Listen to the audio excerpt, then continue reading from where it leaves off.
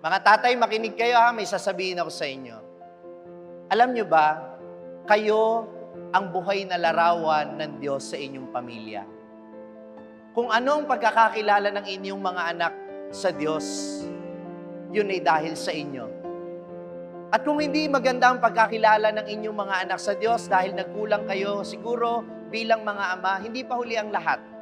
Gusto ko lang ipaalala sa inyo that you are there for your family not just to provide for their material needs.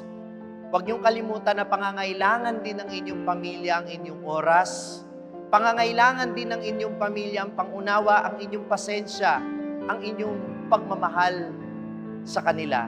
Kaya sana iparanas ninyo sa inyong asawa, sa inyong mga anak, sa inyong mga apo, yung pagmamahal ng Diyos na sinasabi sa atin sa banal na kasulatan.